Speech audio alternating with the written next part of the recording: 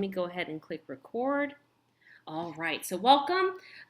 This is a concurrent session for the career conference. So there's three-part sessions today. We're going to talk about Expo first, how to prep, logistics. Then we're going to talk about, I believe, interviewing. And the third thing is networking, somewhat in that order. But please, if you want to stay on for all three, feel free to do so. Or if you want to hop off and come back on, you can do that. Well, welcome. There's lots of CCD staff members on this call, and they're also monitoring the chat. So if you have questions, feel free again to message in the chat. But I am Dr. Rayleigh Rito, Assistant Director of Career Development here at the CCD. Yvette McDessie is also on this call and is going to be helping me today with the presentation. So if you have questions, feel free to put that in the chat. So just to remind you guys of what our office does and our focus. We're here to educate you on your knowledge of self, your career options, and provide you with lots of goodies and resources, connect you with opportunities to connect with the Rice Network, and hopefully you leave empowered after all of our sessions with confidence, skills, and tools to achieve lifelong career fulfillment. And one of the ways that we connect, right, is with the Expo, which is very exciting. So next Friday is our 2021 Virtual Fall Career and Internship Expo. The theme is Super Expo, so off of Super Mario, so that's kind of fun. So today we're going to recognize how to optimize our Handshake profiles for marketing our individual career skills, and then also consider how can we plan a strategy for engaging with some of these employers virtually, right? So traditionally, the fair is in person, but we have to make a pivot.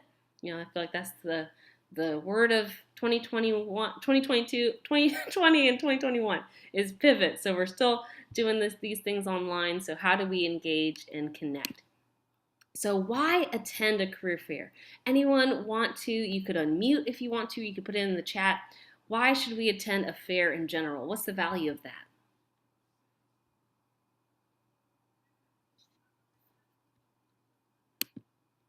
What are we saying in the chat? Networking. Thank you, Joshua, so much. Yes, networking. Any other thoughts?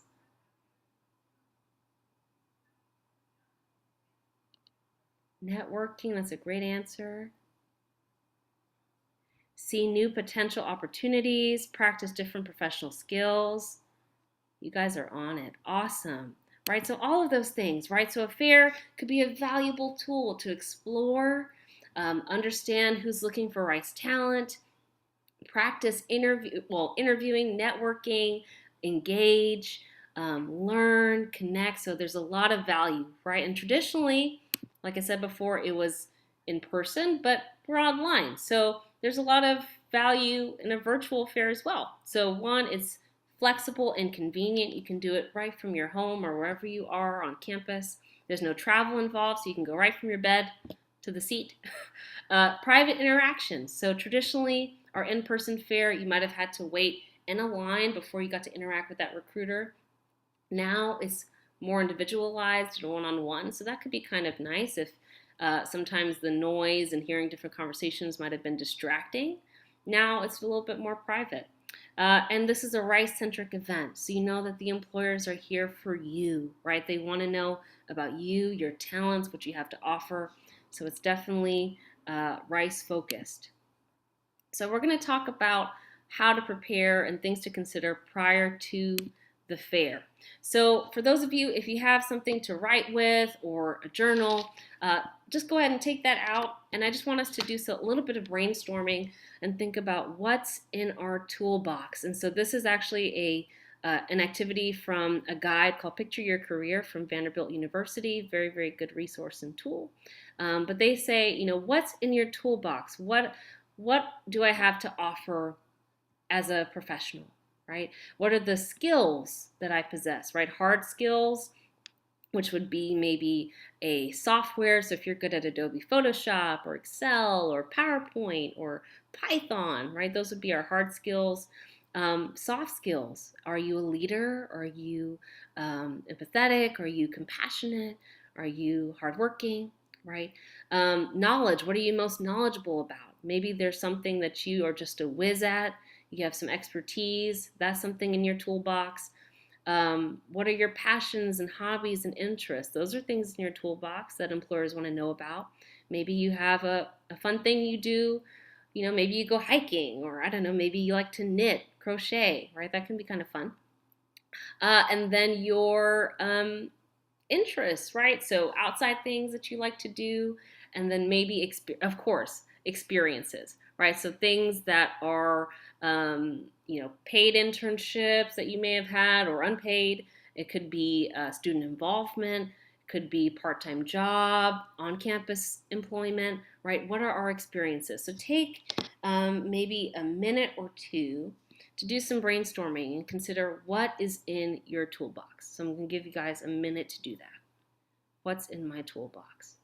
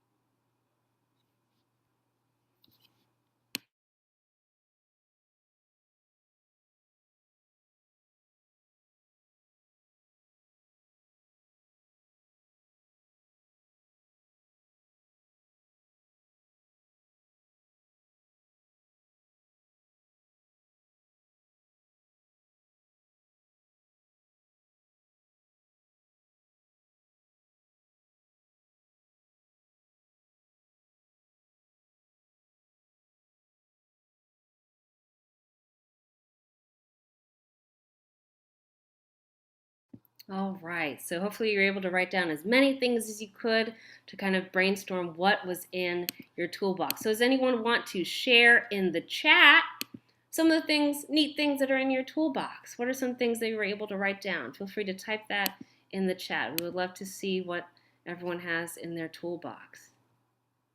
What are some of the things we were able to brainstorm?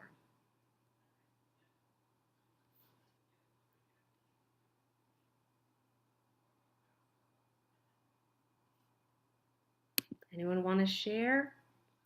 Thank you. Coursework in public health and social policy. Very nice. Emotional intelligence. Awesome. Can read a room very well and organically. That's a great, both of these. Awesome. Hard worker, team player, problem solver, project management, strong leadership skills. Right? These are all valuable tools that you could, right, market to an employer, right, when you're talking to them during the fair, right? I am a problem solver, or I've taken a lot of coursework in these areas, and this is how I can add value to your company, right, or whatever project organization that you're applying to. Awesome. So if you guys got a lot out of that activity, definitely feel free to do that after today's session. Do a deeper dive into Toolbox. All right. So first thing we want to do is kind of a self-inventory. What do I have going on? What are my skills, right?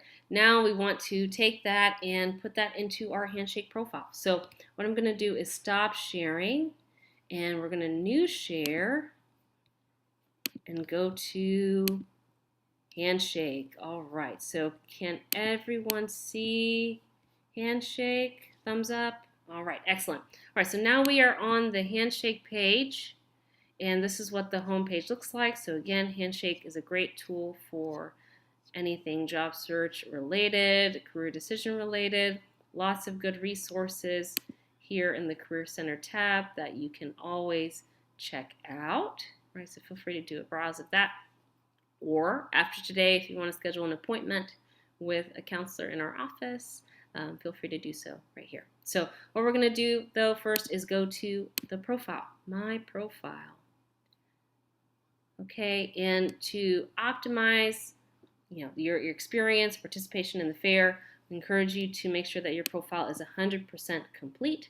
So that just means filling out all the sections that are here in Handshake. So the My Journey section, which is where you definitely could write out what's in your toolbox, right? The skills, strengths, things you have to offer. Work and volunteer experience, this is where we would copy and paste details from our resume, which hopefully you've developed. If not, we have our Resume Mayhem event next week, so definitely if you can register, sign up for that or schedule a resume appointment. Organizations and extracurriculars, courses, projects, and then in the documents section here, we would go to manage documents, upload our resume, and then make sure that it's visible. So just a couple logistical things to do before the fair, but just make sure that your profile is complete. So if that employer wants to see all the things in your toolbox, all your skills, they can go here and check that out. All right, any questions about the Handshake profile before I move on? All right, so now you're going to go to the events tab, right? And so this is where you would find the actual fair. So we're going to go to career fair events and career fair. We're going to click on the fair itself. I have already registered under this profile, but for those of you that have not registered yet, it'll be a blue register button. You'll click that button, and there are 3 questions we ask, and they're around our resume book. So if you want to be part of the book, you would click yes, and what that means is that you are agreeing to allow our office to share your resume with employers on your behalf. So you're participating in that booklet, and then you would get a Google form that you would fill out to upload your resume to have it shared. So you would just answer 3 questions, and then you're fully registered, and then you'll be rerouted back to this page that just has an overview of different things to be mindful of before the fair. One is Alumni Nest. So the day of the fair, if you have questions, tech issues, you want to practice your pitch, want us to look at your resume really quick, whatever that might be, you can go to this Zoom link and you'll get to meet with a counselor during the day of the fair. So that's going to be going on the whole time that the fair is going on. There's another Expo prep video that you could watch here. And then, of course, if you have any other questions, you can always contact Caitlin Powell on our team. You can view the list of the employers attending and see what they're recruiting for, if they accept OPT, CPT, school years, types of opportunities. So all that's going to be here on this page, and the number of employers. To register for sessions, you're going to go to available sessions. So I just want to make that distinction. So down here is just the list of employers attending, but to actually schedule and build your schedule for the fair, you want to go to available sessions. And then here, you'll see that there are 2 types of sessions available for the fair. There's the group session, which the group session is kind of like a webinar. So you'll be sitting in a 30-minute presentation from, for example, Arista Networks, and they're going to talk about their opportunity. It's a space for you to engage via chat or raise your hand to ask a question with a group for 30 minutes. So that's going to be the group session option. And then let's see if I can find a one-on-one example here. So I'm scrolling down, individual session. All right. So UT Health Science Center at Houston has one-on-one session options. So this is a 10-minute meeting with John. So I would click the time that works for me and then click confirm, and then that would go on my schedule. So you have a 10-minute one-on-one option or the group. For your schedule, be mindful of time. So it might not be wise to schedule a 10:30 10-minute meeting and then a 10:40 webinar because that's so back to back. So maybe try to space things out so you're getting to things on time. So just look at what the times are. Again, the fair is from 10 to 3 p.m. Central Time. So you have a good amount of time and options to choose from to engage with an employer. And then going back, once you have your schedule built, all the sessions that you've signed up for will be here. And so logistically, that's how we sign up, right? So you'll go here to Handshake, you choose the sessions, and then you engage with the employers through Handshake. Some employers may have an external link that they may want you to click on to engage with them outside of Handshake. It might be through Teams or Zoom, but they will communicate that to you on how they want to engage. So just check your emails, be sure you're following the employer so you know exactly what they're expecting of you the day of the fair. Any questions so far about the logistics side of registering and scheduling your sessions?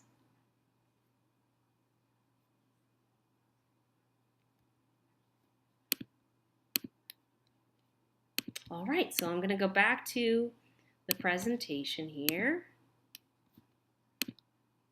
So other things to do prior to the fair. So let's do our research, right? So you saw on the Handshake page, you can see all the types of employers that are coming, what they're recruiting for. So do your due diligence, right? And research, see what that company is about. And why is this important? Well, for a lot of reasons. One, it demonstrates knowledge and interest to the interviewer. It increases your ability to ask insightful and strategic questions. So things more than what's a typical day in the office or what internships do you have, right? You might ask about something they're working on, a project, or maybe you saw something in the news that they're doing or on Twitter, right? So you can ask something a little bit deeper and more insightful. And then it improves the chances of making the best choice for you, right? So you want to make sure that they're a good fit for you. So maybe you look at their company website to see their mission and culture and values. And if those align with your values, then that's a good sign, right? So there's a lot of importance with doing research. So make sure you do that before the fair. And then other logistic things to consider: environment, right? So we're online, so technology, sometimes it can be great and sometimes it can hurt us the day of. So make sure you're checking your internet connection, make sure that's good to go. Have a clean, quiet space, no distracting backgrounds, right? Note that with Handshake, unfortunately, unlike Zoom, you can't change your background filter.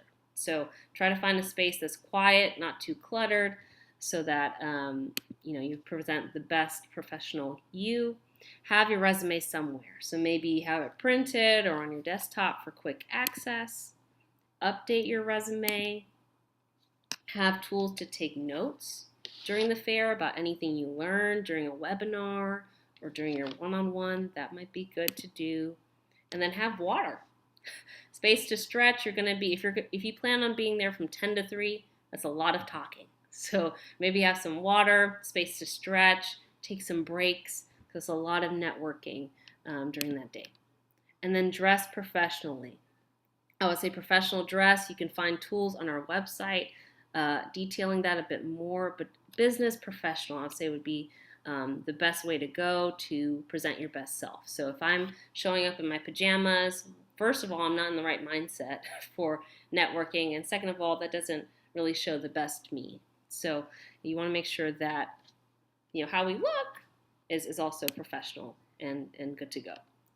During the fair, so this is actually what it's going to look like, guys. So when you check in for the one-on-one option, it's going to be just like how we're engaging now. So Anna's here talking to Justin, just like a regular Zoom, right? And then the same options and features are there. So you can mute, you can change your audio settings. There's a chat feature. So standard online engagement. The new features for this semester are that you can screen share through Handshake now. That's kind of cool. So if you wanted to screen share a portfolio, if you have that to share, if you wanted to share your resume, your GitHub, for my tech folks, anything that you want to share, you can do that through Handshake now. So keep that in mind. And then just logistic things too, make sure your pop-up blocker is turned off, so that when you're ready to hop into the session, the video actually appears. So maybe hop on to the session if you can a little bit early, maybe 2 minutes before, just to make sure everything is good to go so you're ready to engage with that employer. So those are the session options and new features for this semester. Again, there's the group or the one-on-one, so just choose the option that's best for you. During the fair, arrive early, test your connection, take initiative to talk, especially during the maybe group sessions. Ask some good questions. That'll make you stand out. Be patient, wait your turn, and then use your notes. Maybe ask for some contact info from the recruiter if you can, and thank them for their time. That could go a long way. And then let's not do this. So no informal messaging in the chat, LOLs or emojis. Let's avoid that. Try to be professional. Interrupt other attendees, right? Wait your turn, be patient. Debate, complain, or badmouth. So if you've had a bad experience with that employer in the past, hopefully not, or some other experience that you had, this is not the time to air that. Positive, right? Talk about what you've learned from maybe negative experiences and what you're hoping to gain with new opportunities. And then wearing our pajamas. So let's arrive professionally online so that you're putting your best self forward. 4 things to take away from the fair. Contact information from the recruiters, right? So maybe try to ask for that, their email or their LinkedIn if you can, to engage. Notes and information about the organizations. And this can be applied to a lot of things. It could be for your application materials like the cover letter or the resume, a thank you note, or a future conversation. Let's say you want to engage again with that contact virtually. You could send them a message reminding them of your conversation. Maybe there are some things you connected on. This could be a good way to engage in some small talk, right, and continue to connect. A better sense of your career options. So if this is your first time going to a fair, virtually or in person, right, this could be a way to explore a better sense of your career options and just who's recruiting here at Rice. And then confidence in interacting professionally. So maybe some of you aren't familiar with networking or you've never done this before. It might seem a little scary or uncomfortable. This is time to practice. Right? Get those nerves out. Get talking. Get sharing.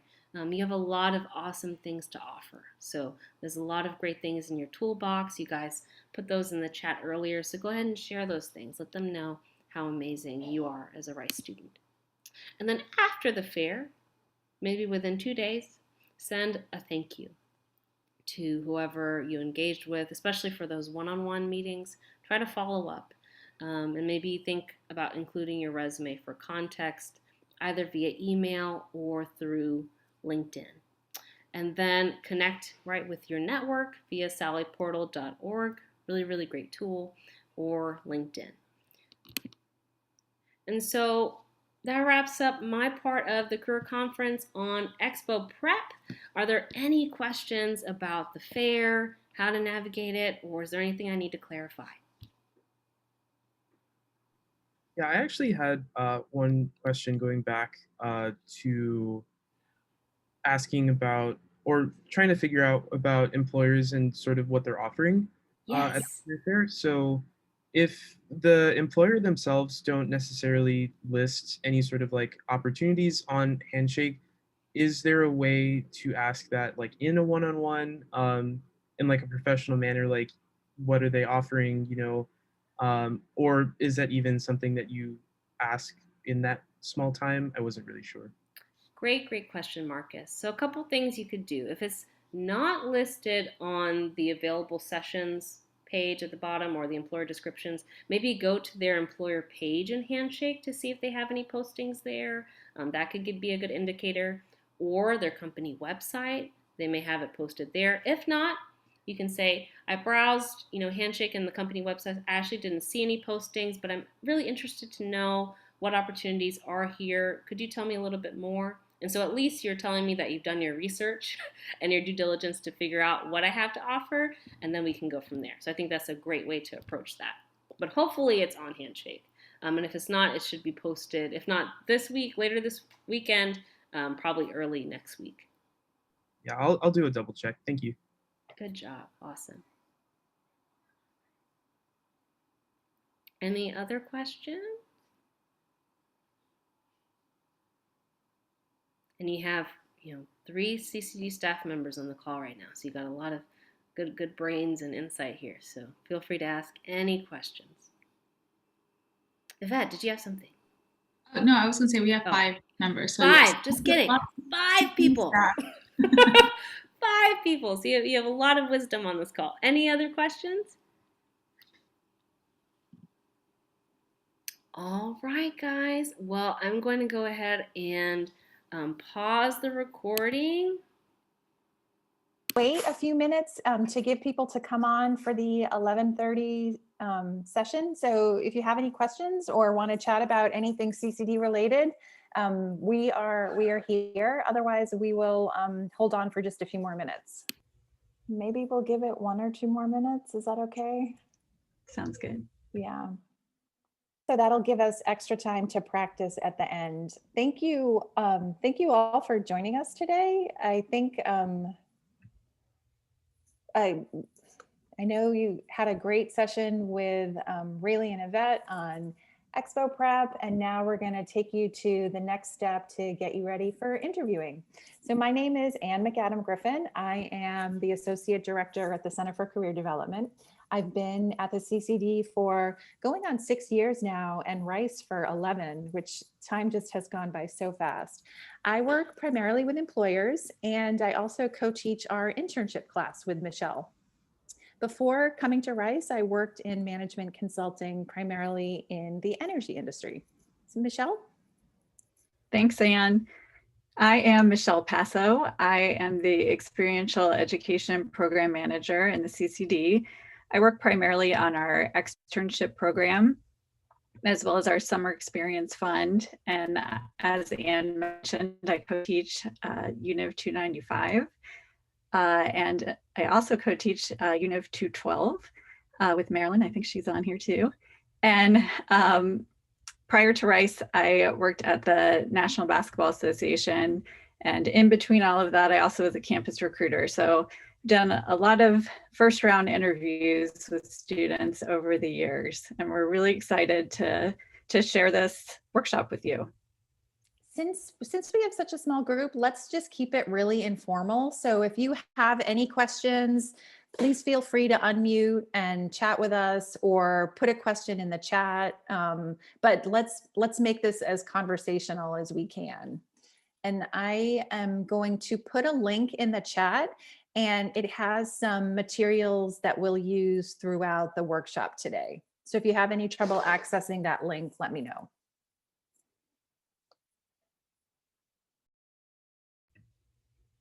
Thank you for doing this. Okay, Yeah. so so as we get started, Michelle and I wanted to just get a sense of how you're feeling about interviewing. So if you haven't used Slido before, you can use use your camera on your phone on the QR code, and that will take you to this poll, or you can go to slido.com in your browser and type in poll number 38030. So we'll give you a minute to share your feelings and thoughts.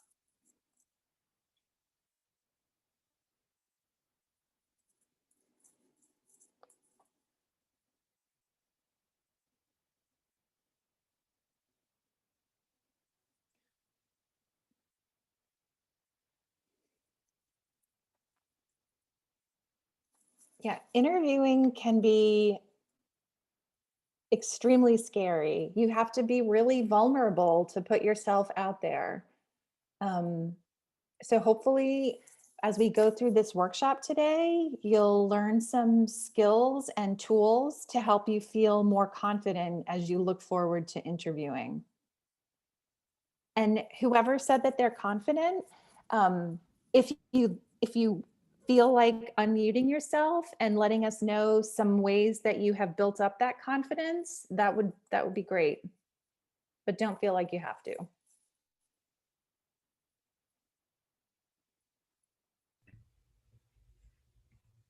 So one of the great things about being at Rice and having lots of diverse groups of friends is that you can really practice your interviewing skills with each other. And so we'll give you some ways to do that as we go through the workshop as well. So just to quickly go over our agenda this morning, we'll talk about our learning objectives. Michelle is going to cover some interviewing strategies and how to prepare for an interview. And then we're going to, since we're a small group, we may stay together and we'll do some practice. So I put the link in the chat box for the materials that we're going to use. And again, let's make this as conversational as we can. So just go ahead and unmute if you have a question, or you can message Michelle or me, or put a question in the chat. So, okay, let's go to the next slide. So Michelle and I put this workshop together last summer, and it just seems crazy to me that, that's 6 months ago and we're still doing our workshops on Zoom and talking to each other through Zoom.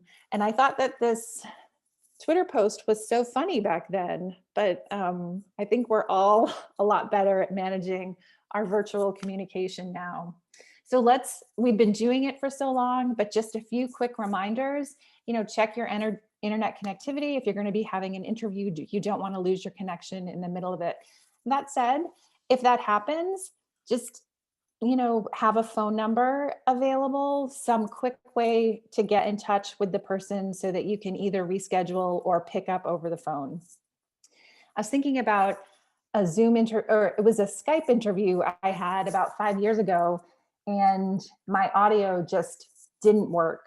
I had practiced, I had done my tech checks ahead of time, and then I get on the Skype with the interviewer and didn't work. So we had our video up and we were both using our phones to talk. So as long as you're prepared to be flexible, you can be successful no matter what gets thrown at you. So you want to have a clean, quiet space, no distracting backgrounds, dress professionally. I know it's harder on a Zoom, but watch for nonverbal cues. You can still tell if people are looking away or looking down or yawning. So pay attention to those cues still. And then there's some video interviewing tips we'll get to later as well. Thanks, Anne. You're right. I think we've all become experts in this, and I apologize in advance if you hear my dog, because you probably will in the background.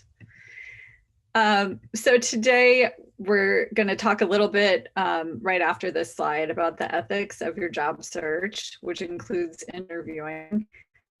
Hopefully we'll have time to practice at least one interview question, and if not, then you'll have the questions to practice afterwards, and you can come back next week and or in the future, and we are happy to go through that with you. We will go through the STARR approach, which is one way to structure your answer for a behavioral question, just so that you know when to use that structure. It can be really useful in your preparation.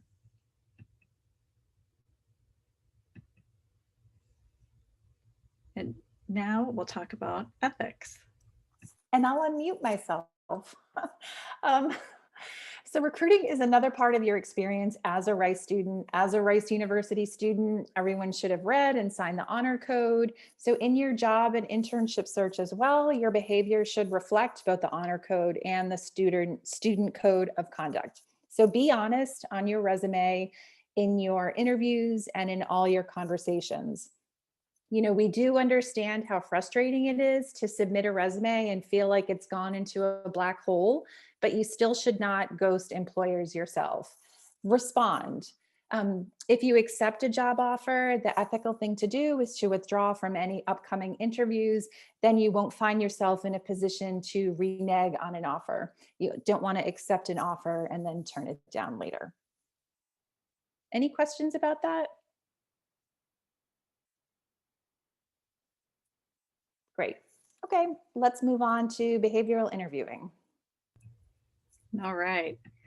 So this is a high level overview of what to expect. I know one person said that they were confident in interviewing, so maybe you've already experienced this, but if you haven't, you should know this is the basic layout of a behavioral interview. At least we do expect you, for any type of interview, to prepare for it.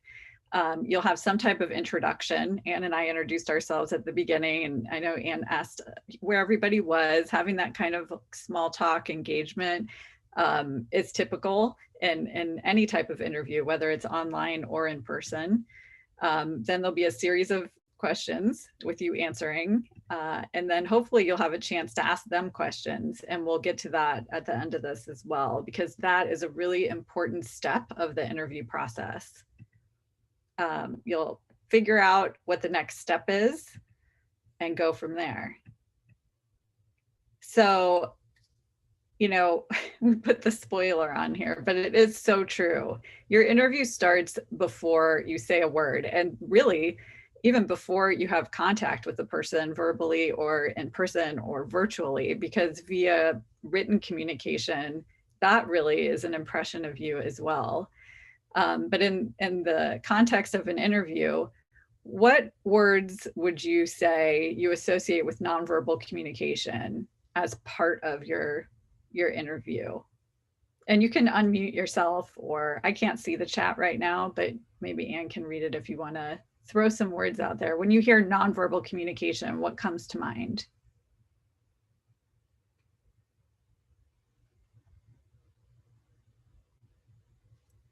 Oh, now I can see it.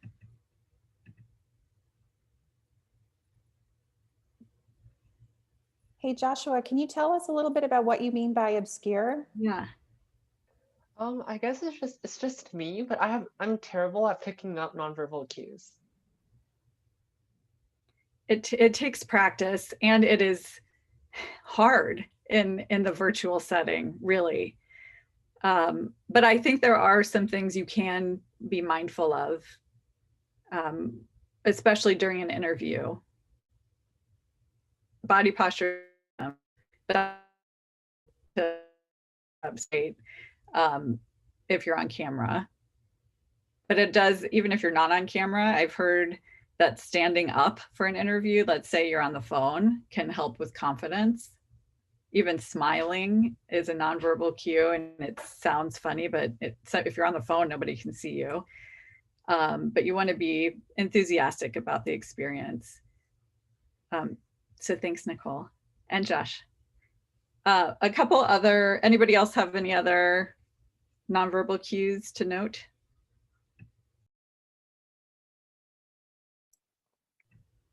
Okay, then I'll just tell you. Because we're crunched for time here. So facial expressions, the eye contact is difficult to do. I mean, I'm staring at the camera right now, which can be kind of awkward because I want to stare at the screen, especially if someone's talking, if I'm having an interview. So that's something to practice. If you're someone who talks with their hands or gestures a lot, you want to be mindful of that. I've heard during mock interviews, students kind of hit the paper or hit the desk or hit their lap. So that's something to be mindful of, trying to not to do that. And then you want to have consistent volume when you're speaking, and show that enthusiasm and confidence. And there's more on this, and Joshua or anybody, if you want to talk more about it, we can do that afterwards. Okay, so we're going to hit these kind of first impressions here, and this always reminds me of Ozark, if anybody's seen it. And we probably need to take this handshake icon out because I don't know how relevant that is ever again. But you do want to be on time or a few minutes early. Sometimes you may know by now that if you enter a Zoom interview, you might not be able to get in until the person lets you in, but it's still good to show up a couple minutes early, dress professionally, and then again, making that eye contact through the camera. So you might need to elevate your computer to get to that eye contact for now. And then if you're in person, hopefully we will be one day, then making eye contact with your interviewer is important. We've kind of talked about this. I do like to add, you want to be respectful of everyone you talk to through the interview process, whether it's an administrative assistant or the person, the receptionist at whoever greets you.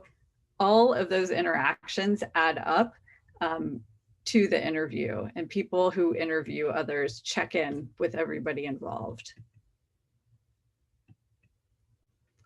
This is really, if you take away anything from this, we want you to, we'll take away a lot of things, but this is a key part of it. You have to differentiate yourself. So for the students on this Zoom, you have rice in common. Maybe you're studying the same academic subject. Maybe if you're an undergrad, maybe you're in the same residential college. You have to find a way to differentiate yourself from each other, especially when you're interviewing at Rice, right? So we talked about Handshake, and if you're planning to go to the Career Expo, which hopefully you are, or participate in on-campus interviews, which are still virtual, you are competing with Rice students. So how are you going to differentiate yourself? You're going to do that through your story, and we're going to help you get there. So the content of your answers when you're interviewing should answer the question. Sometimes, and I know we have some CCD team members who can back me up here too. During mock interviews, you might ask a question and a student will answer, and you might say, wait a second, did you answer the question that I asked? So you want to stick to relevant answers. We're going to talk about structuring your answer through the STARR approach. And then you want to pull examples from your skill set or experiences that you've had, whether it's in the classroom or outside of the classroom, that are relevant to the position. You don't want to answer yes or no. Hopefully they won't ask you a closed question, but if they do, you don't want to just say yes. And same goes for at the end. If you ask them questions, you want to make sure that they're open-ended. And then you want to ask questions, we'll get to this too, about the position that you're interviewing for and the employer, and things that you're just curious about related to the role. Then you also should know, and there's a link here, I think we'll send these slides out after, what's inappropriate for you to be asked. You should know what is right from the interviewee's position. Okay, so we don't know what they're going to ask you in an interview. We just can't possibly know. But we do know typical interview questions. These are two questions that you should know the answers to, right? So whenever you're interviewing, you should expect to answer, why are you interested in this role? Or why did you apply to this? And what do you know about us? So you need to do some research. You can't be out of the gate. Does anybody have questions right now about anything so far?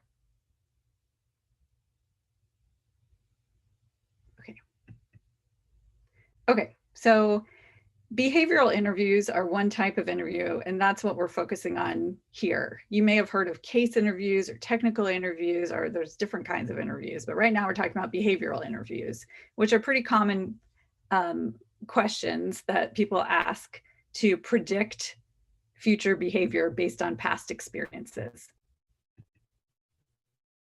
And again, I know this is kind of complicated, but we want to make sure that you understand your answers should be more than yes or no, and they should be relevant to the question that you were asked. So do we have any grad students on here? Yes.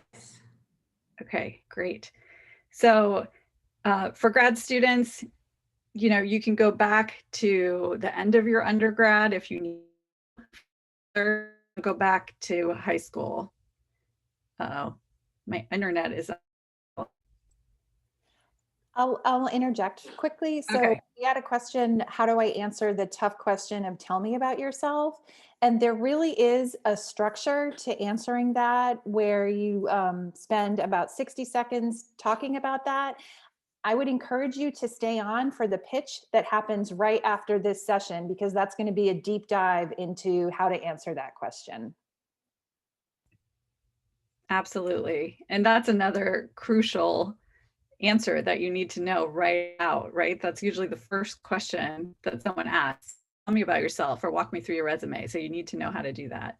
So for undergrads too, if you're a freshman, maybe you can talk about your senior year of high school if you need to, but we wouldn't want you to go back too far. You know, don't go back. When I was in 8th grade, this happened. We don't want that. People want recent answers, recent examples. You want to avoid situations. Professional. By professional, we're including academic, you know, if curricular, in the classroom, student activities, if you've had an internship or other experiential opportunity, professional, not personal. And so you can prepare some of these scenarios in advance, and we encourage you to do that. So here is the STARR approach. Before you get into that, Michelle, Yeah. Crystal asked what kinds of questions that they should expect during the 10-minute sessions during the expo. And I think that the tell me about yourself and why you're interested in the organization, you want to have those down for every every company that you're visiting with. And then Michelle is going to walk through how to think about scenarios that you've experienced that could apply to a number of different questions. Having one or two of those prepared, I think you should feel confident going into those sessions. So Michelle, why don't you go ahead with the STAR approach? All right, thanks. Yeah, and anytime you hear a lead into a question that starts with "tell me about a time when," then you know you can use the STAR approach to answer that question. And we'll talk a little bit about what some of those examples might be. So STAR stands for situation, task, action, results, and relevance. So the situation, and we spelled it out here, is a really quick overview of what happened, what you were tasked to do. The actions are really important to your interviewer. They want to know what you did, because remember, the behavioral interview is meant to predict future behavior based on what you did, based on what you've done in the past. So the actions is the key part of what happened. So if you forget to end your answer with the results, your interviewer might ask you what happened, and then you know to go back to that part. And again, you want to make sure that this is relevant to the question that you were asked. And we do have a worksheet in that link that Anne shared at the beginning, so you can practice this. But we did want to go through quickly some pitfalls that we've noticed through the years to stay away from. So some students, or not just students, just anybody, get kind of stuck in the S and the T, so the setup. They really want to tell you the context of their story, and that's really not the crucial part of the answer. So being too broad and being specific helps you differentiate yourself from your peers, right? So be specific. A lot of times people work in groups. If you've had any collaborative experience, you might pull an example and say, we did this, or our team did this, which is totally fine to get you did individually. So for example, I might say, and I on this workshop, my role was to set up the Slido. So except I'd go into more detail. So it's okay but get into the individual contributor piece of it. We already talked about that part, the result. If you haven't had a ton of experience, that's okay, right? You can use the same example, meaning the same context or environment, but try to pull a different scenario from that organization or from that internship that you've had. And you don't want to go way over 2 minutes. So in general, answers should be 1 to 2 minutes, and you can time yourself. I encourage you to time yourself. That's where reading the nonverbal communication comes in handy. So if you're on a virtual interview and your interviewer is averting their eyes or seems to be getting distracted by something, maybe your answer really needs to be engaging. Okay, so I don't know if we have time to do this. What do you think, Anne? Well, why don't we ask the group, would anyone like to take a try and answer one of these questions? And the rest of us can listen to see if you hit on the elements of the STAR approach.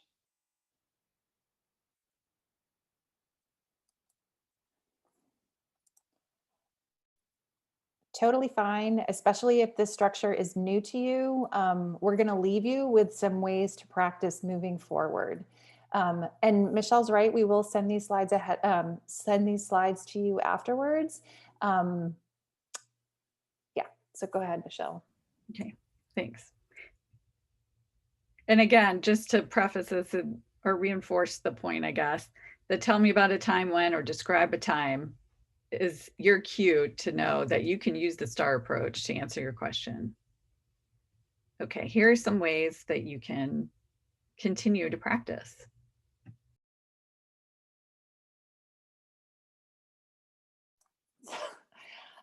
So we do mock interviews in career appointments. If you haven't scheduled one or done one, we really strongly encourage it. Student feedback after mock interviews is really strong. Practicing is really powerful. So please, especially if you're not feeling confident or you're anxious, and we know some of you are, please schedule an appointment in Handshake.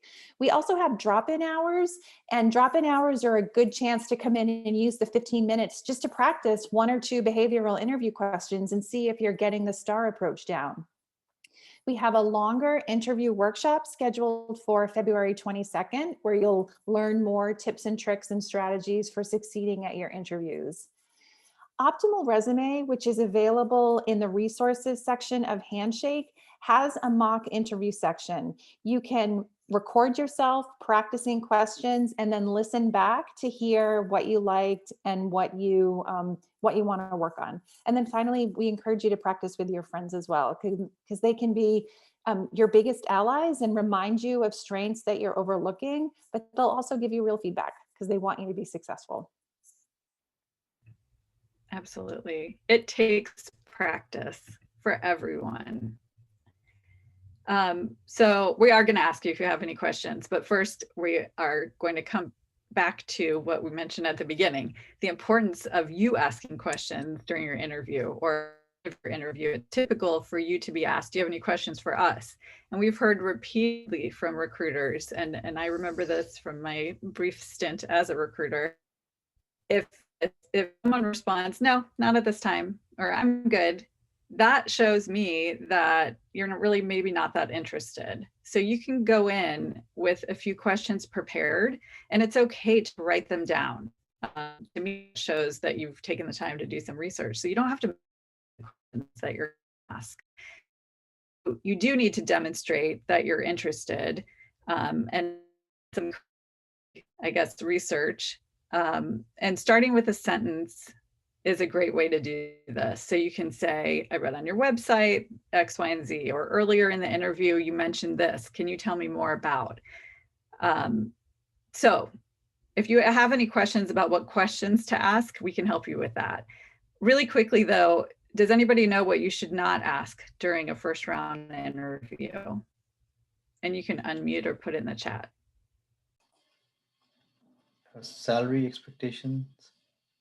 You got it. You got it. Even though it's top of mind a lot of times, it's just not right for that first screening interview. So at the Expo, that's not a question that should come up. Okay, so this is just cute puppies, right? We do. We believe in you, and you need to put in the work to do some practice, but we do think you'll do awesome. We have one more quick poll I'm going to pull up. Yeah, so Michelle and I are just wondering now, having gone through, what are 2 takeaways you have from this interviewing lab?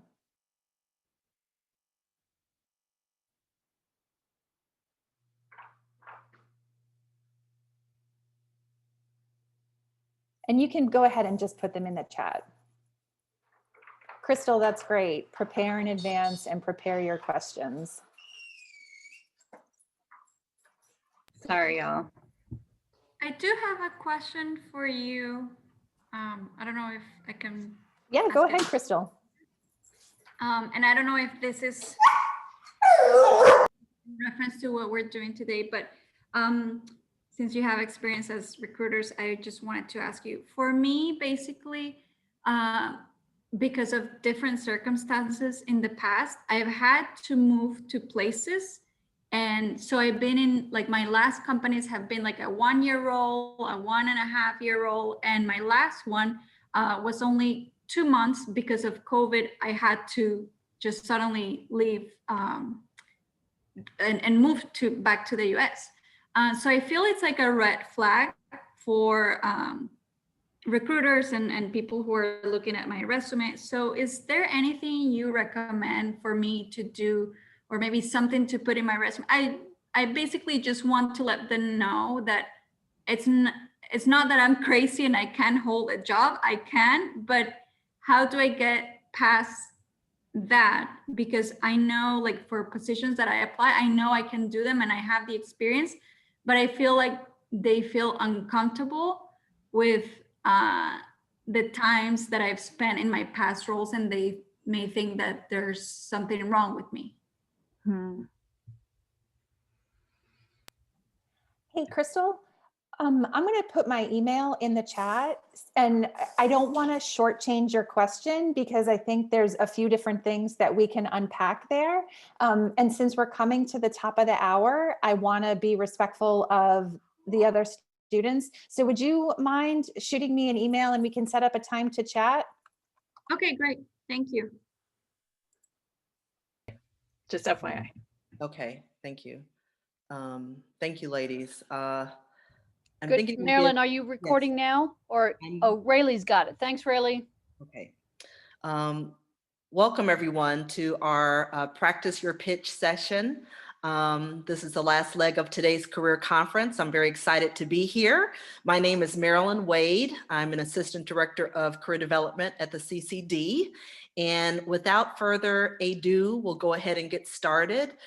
Just want to welcome all the students that are here today. And certainly if you have questions at any point during today's discussion, feel free to voice them out loud or put your questions in the chat. Okay, so the objectives for today's session are here. We're going to really focus on the pitch, the elevator pitch, the 30-second introduction that we encourage you to give when you are meeting with employers during the Expo. If you do plan to attend next Friday's Expo, we'll talk about ways to gain confidence in speaking about your skills. I know that talking about your skills has been one of the focuses of today's career conference. And hopefully at the end of today's session, we'll have the opportunity to practice with CCD staff and a peer career advisor that has joined us. Okay, so the elevator pitch, also known as the 30-second introduction, is an important marketing communications tool. This will give your listener the who, what, when, where, and how. It is meant to give us a quick snapshot into who you are, what your interests are, what your skills are, and why you're there, why you are engaging with that person, or why you are attending that event. It should send a clear message regarding your strengths, your skills, your interests, and it's meant to make a good first impression when you are first engaging. And really, this is a pitch that you will be crafting, hopefully starting to craft today if you have not already crafted one, and likely you will be changing up your pitch throughout your career, given who you are, where you're looking to go, the skills that you have amassed to date. And so, the 30-second introduction or the elevator pitch, same thing, can be used in a lot of different scenarios. Obviously, it can be used for the Internship and Career Expo, any kind of career-related event, information sessions, during an interview, the Tell Me About Yourself, as Anne and Michelle both referenced earlier. But it can be used for a lot of different other purposes as well. Meeting with professors for the first time, talking about research, having an informational interview that you might set up in order to learn more about a particular company or career field. It can be used when you're introducing yourself to new people at a career-related event, in a new class situation, during an externship, if you are participating in any kind of job shadowing and you're introducing yourself to your host. So this elevator pitch and 30-second introduction goes well beyond the use of just the Expo and interviews. There's so many other different reasons and scenarios where having this pitch or this 30-second introduction can be useful and helpful. And just to back it up, that it's called an elevator pitch. That's one of the terms for it, because it's meant to reference the amount of time it might take you to ride up an elevator or down an elevator if you're in that elevator with a professional contact or someone of interest. You just never know if you're going to a business event or a luncheon, once COVID is all said and done and your things are back in person, having, being able to introduce yourself to anyone can be a great tool to use. So these are some elements that we encourage you to use as part of your elevator pitch or your 30-second introduction. It should be around that time frame, about 30 seconds or so. You want to include your name, your classification, your major, the type of positions that you're interested in, or the career field that you're looking to learn more about, your skills and your strengths, and any relevant experience or accomplishments. And some ideas for getting started with this conversation, just to kind of break the ice. Hey, it's nice to meet you today. Hi, my name is Marilyn Wade. It's really nice to meet you.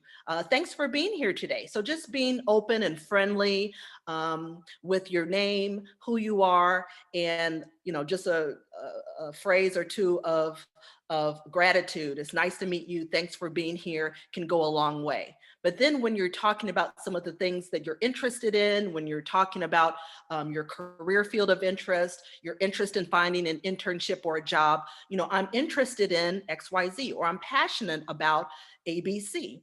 And then introducing your strengths, your skills, I'm good at, or my strengths include, I'm proficient in, or I have experience in, can be some other great ways to start out.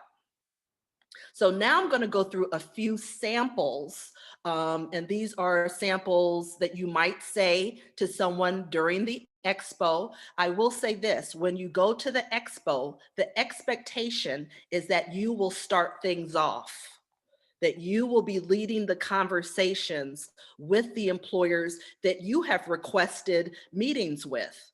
They're going to sit back and let you lead, because this is your opportunity to introduce yourself, to make a good first impression, and to get whatever information you might need from them during your 10-minute conversation, let's say for the upcoming Expo.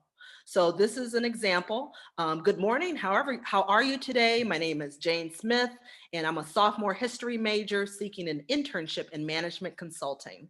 As a historical society volunteer, I worked with the team to create some new database guidelines as a solution to their older model archival system.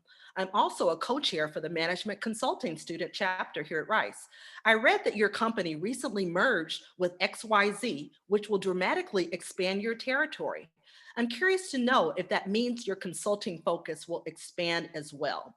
So what you're seeing here is a combination of the pitch and a leading question to get the conversation going between you and that professional contact. Very important. And we're going to talk more about the question and answer portion in a moment. But this is an example of a 30-minute elevator pitch that gives the reader a sense of who you are, what you're currently doing, what you have done that's relevant to that audience or that person, and what you're interested in. Okay, so those are the key elements that you want to include in the elevator pitch. We also strongly recommend that you state your full name. Okay, so make sure you state the first and last name, not just Jane, not just Jack, but Jane Smith, Jonas Smith. Okay, so make sure that you use your entire name when you are introducing yourself to someone new. Here's another example. Okay, hello, my name is Sam Jones, and it's really great to meet you. And chances are they'll say, oh, it's nice to meet you too. You say, oh, thank you. So great to talk with you today. Okay, just to get the ball rolling, chances are your contact will acknowledge that and say, oh, it's nice to meet you too. And it's just a great way to start off with someone new, to get, to break the ice. I'm a junior environmental sciences major looking for an internship position that will allow me to use my research and communication skills. Over the past few years, I've worked with the local watershed council on conservation strategies to support water quality and habitats. Eventually, I'd like to develop educational programs on water conservation awareness. I read that your organization is spearheading a new water quality project in Texas, and I'd love to assist with your efforts. Can you please share what candidates can do to stand out for your position this summer? Okay, so again, a great example of a pitch and a great question in order to get the ball rolling. Here's another great example. I would say for any freshmen on the call, it's perfectly okay if you don't have it all planned out. I would say even if you're a junior or senior or graduate student, it's okay for you not to have your whole, your life plan all figured out. And it's okay to say, yeah, I'm exploring this. I'm currently investigating or considering this career field, or considering your industry. Perfectly okay to say that. I'm John. Good afternoon. How's your day been so far? I'm John Jackson, and I'm a freshman psychology major considering a marketing research career. In high school, I created a customer service for a retail startup, or customer survey, sorry, for a retail startup, and learned about marketing research methods. I was really excited to learn your company uses a certain software to collect consumer data. Do you provide training for interns on this software? You'll also notice that these questions are very specific. They show research that's been done by the students. And these research-based questions make a great first impression because they're beyond the normal of what kind of jobs do you have? What does that job do? That kind of information is pretty easily found through the job postings or through the company website.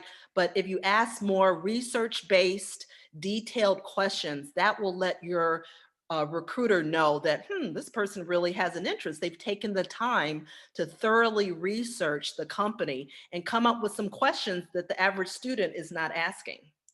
Makes a good first impression. Here's another great one, another example for a master's level student. Hi, I'm Jamie Jenkins. It's really great to meet you. Thanks for your time today. I appreciate your being here as part of the Rice Expo. I'm a Master's of Mechanical Engineering student seeking a summer 2021 internship. I have an interest in design and testing, which aligns well with the position that you have. I've completed several mechanical engineering projects through my courses, and last summer I had a previous internship there. I did some biomedical device prototypes. I think your company produces a lot of awesome products. I'm really interested in this industry. Would you be willing to share your perspective on the culture there? Okay, so another good example of what to say. Any questions? Let me just stop and see if there's any questions that people might have or comments. Anything? Okay. Nicole, are there any comments? Well, we have, just for clarification, you should not ask about opportunities during informational interviews, but you should ask about opportunities during the info. That wasn't for, that was, oh, was that the last session? I don't know. So it is okay to ask about opportunities during the expo. Definitely ask that. But I would be sure to review beforehand all of the information that's given from that company. So if there are any job postings on Handshake, if there is any company information already shared on Handshake, make sure that you read that thoroughly, because if the information is already out there and you're asking a question that's already stated, it doesn't make the best first impression, because the recruiter's thinking, oh, well, why didn't that student just read the information that we had in the job posting? It's better to have read that information and to come up with other questions regarding what's there.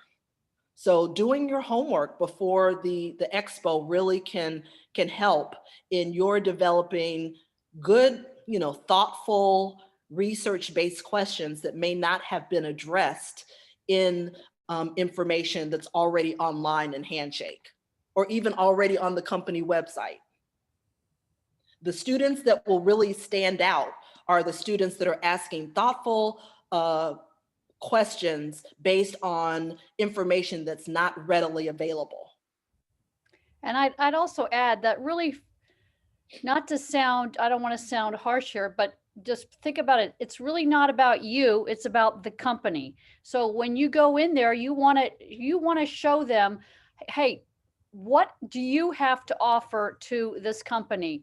Your angle is not going to be, I really like it because your company is in Houston and, you know, your salary really is aligned with what I'm interested in. We talked earlier about not talking about salary, but turn it around and talk about what are the skill sets that you're bringing, because you know they need, whether it's data analysis, marketing, communications, whatever. So put it back on them.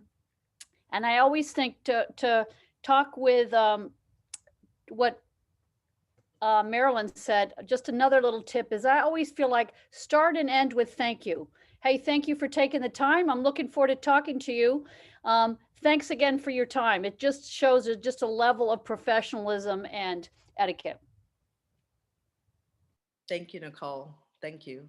Yes, I completely agree with what Nicole is saying. So if there is a job posting, and in many cases there will be a job posting for the internships or jobs that you are targeting, make sure that you pay close attention to what the requirements are for those companies. Because for instance, if they're requiring problem solving, communications, and teamwork, then you can draw from those. If you have, assuming you have those skills, use examples from your experiences that relate to those skills and insert those into your elevator pitch slash 30-second introduction. You know, so if you know that they're looking for those things, you want to address their needs in your pitch as, yes, this is who I am.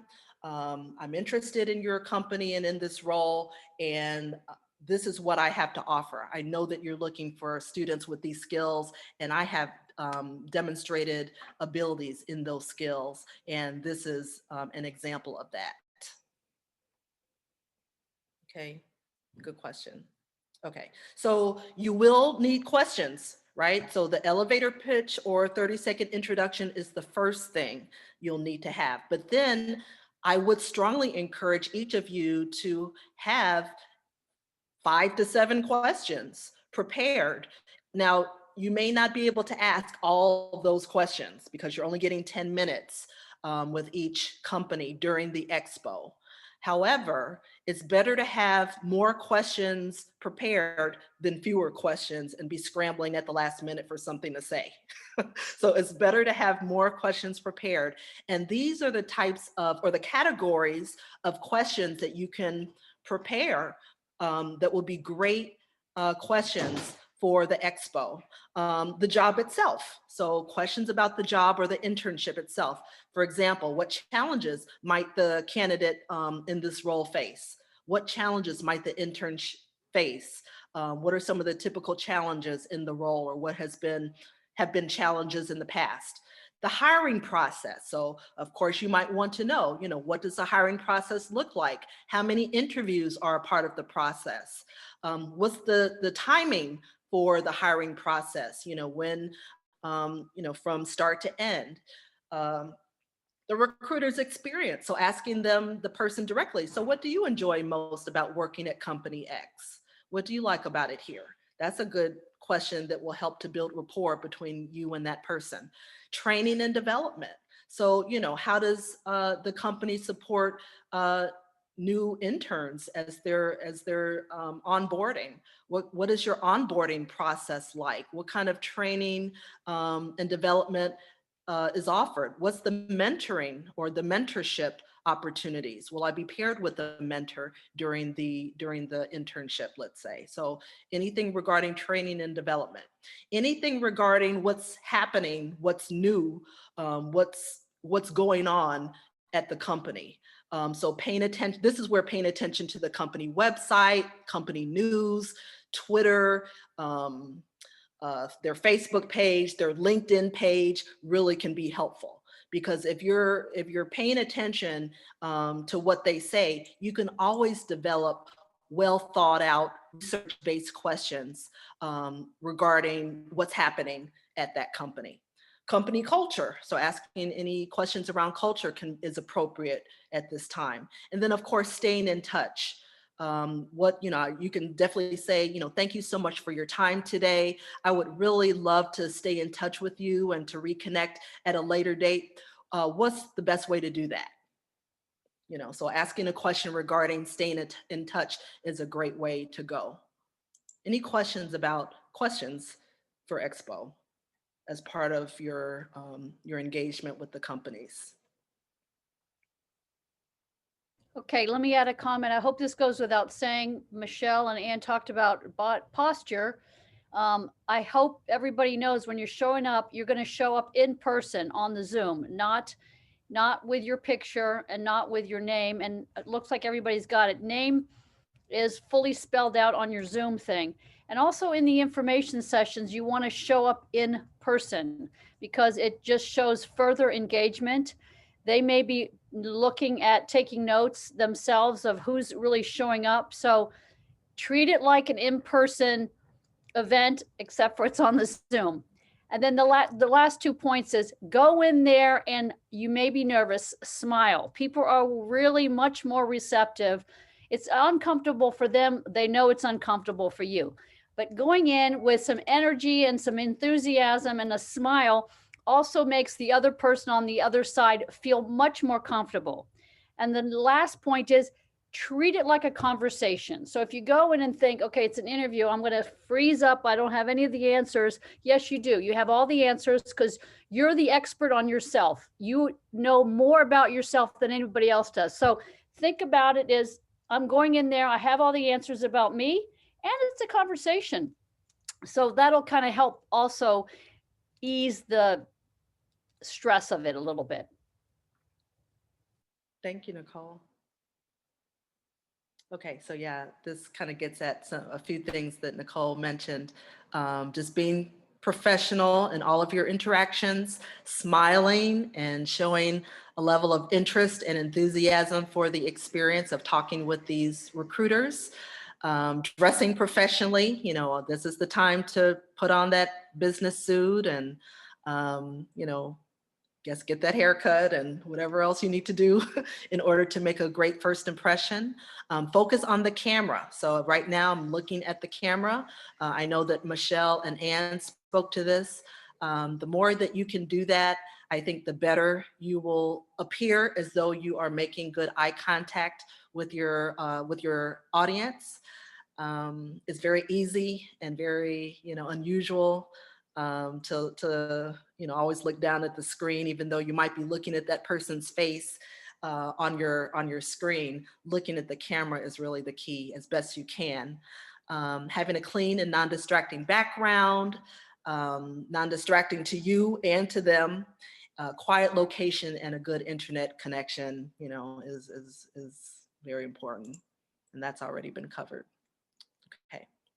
And so just exiting the conversation, saying thank you, as Nicole already alluded to, asking for permission to stay in touch and asking for their contact information. So asking permission can really help to build your confidence so that when you reach out to them again, yeah, they told me I can stay in touch. So I'm cool doing that. Being thankful for and appreciative of their time. It was a pleasure meeting with you. Thank you so much. This was very helpful. That always goes a long way. Sending a thank you email or LinkedIn message within 24 hours after the experience. Taking that recruiter's advice. So if they tell you, oh, submit your resume this way, or follow up with this person, or this is what we're looking for in the application, or this is the best way to prepare for an upcoming interview, definitely taking their advice in that regard. And then if you're given permission to reconnect, definitely reach out with a new question or with an update. And this is a sample email that you might send to your recruiter or contact after the expo. Okay, so I'll let you read that. So you're basically thanking them for their time, saying it was a pleasure speaking with you. You reiterate your interest in the role and you tell them that you've applied if you have. You thank them again, give them your contact information and move on. Okay. And so this is just a recap of what we talked about, you know, what you want to include in this 30-second introduction / elevator pitch, your name and your greeting, or greeting and name, your class and major, your goals, your career or internship goals, job goals, your relevant experience and skills, why you're interested in the role, and your leading question to start the conversation. Okay, so we can now, I'm going to actually stop the recording.